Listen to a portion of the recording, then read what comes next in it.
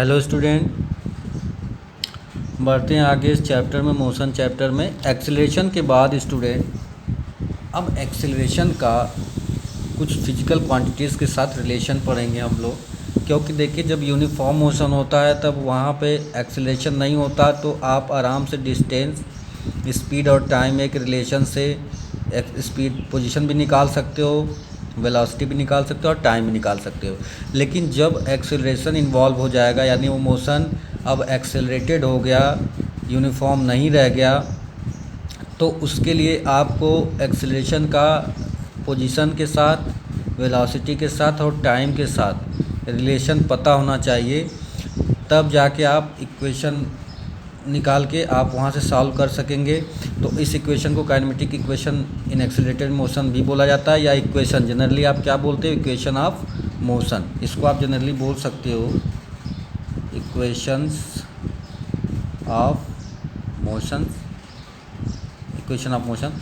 चलिए ठीक है, आज फाइंड करते कैसे निकालेंगे इक्वेशन ऑफ मोशन। आपको क्लास 9th के स्टैंडर्ड में इसको प्रूफ तो नहीं करना है, ग्राफिकल मेथड से प्रूफ करना आगे देखेंगे, लेकिन आपको पता होना चाहिए कि इक्वेशन ये कहाँ से आया, कैसे आया।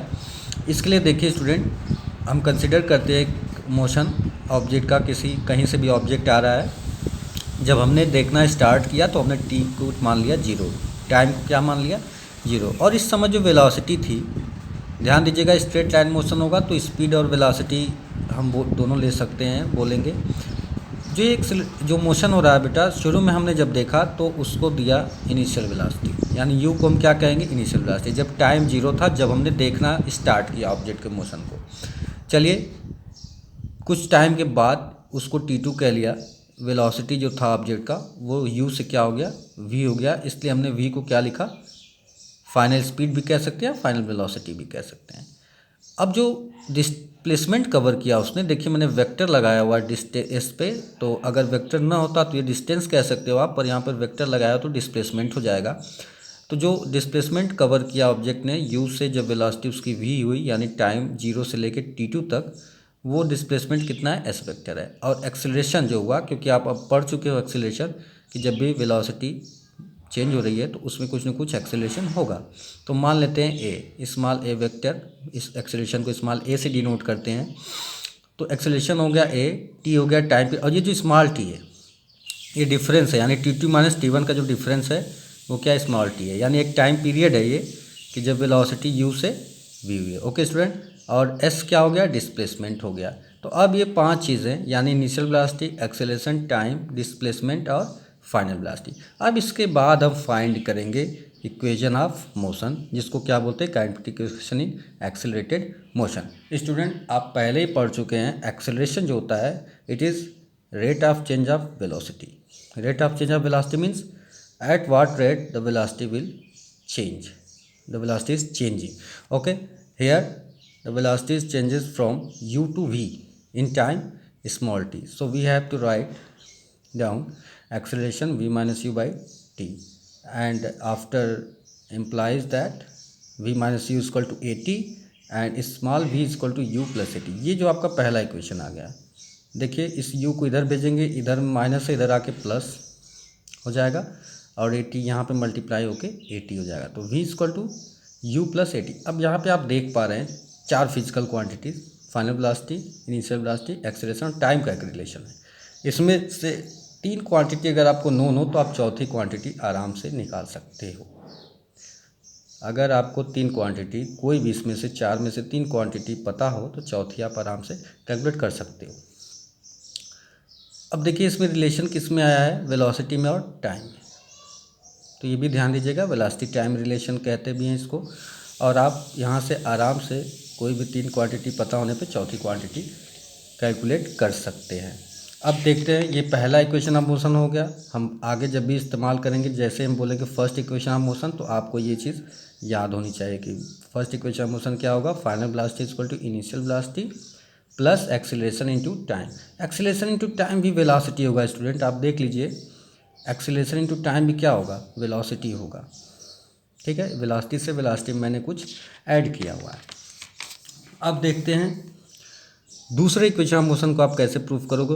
एवरेज वेलोसिटी पहले आप लेंगे, एवरेज वेलोसिटी कैसे निकालेंगे, सपोज करिए एक टाइम पे आपकी वेलोसिटी 30 मीटर पर सेकेंड है and after time t your velocity is 60 meter per second. If you have to calculate average velocity, then you simply add these two numbers and divided by 2.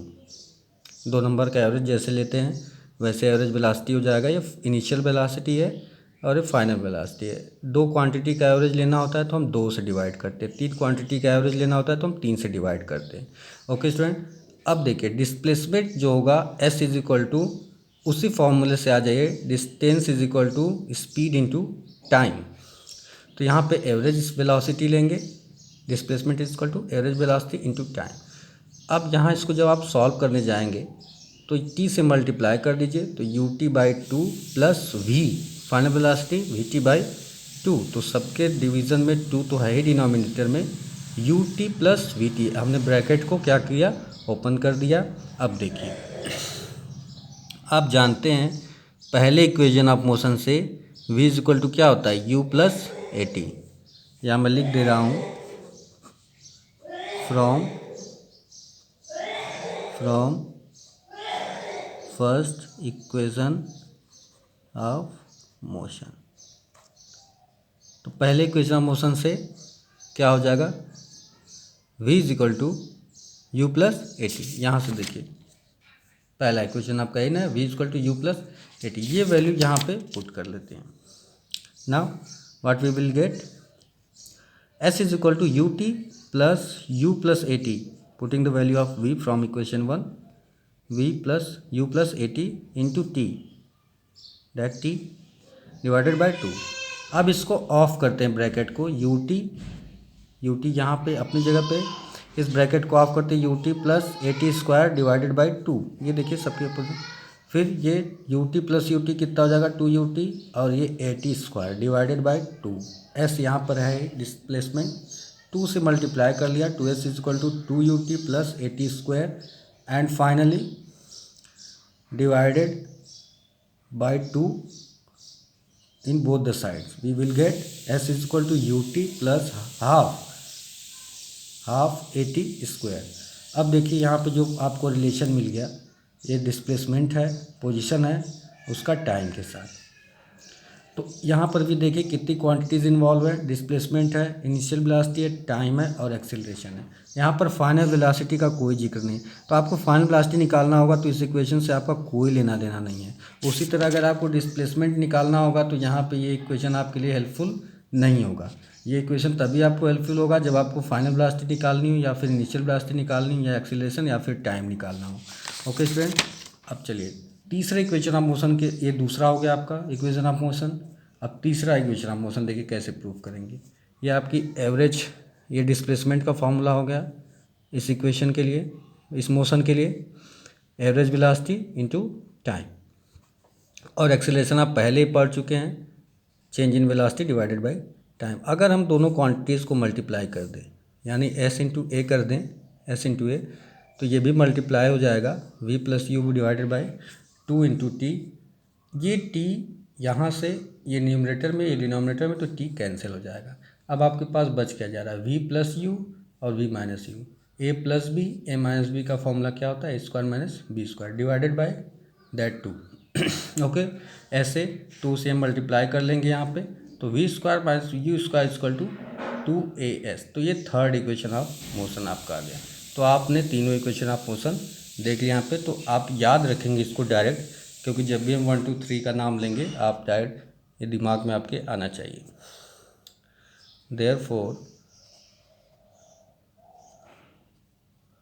First equation of motion क्या हो जाएगा आपका, v equal to U plus A T. Second, s is equal to U T plus half A T square. And third, v square minus U square is equal to 2s. That's all about equation of motion. Thank you.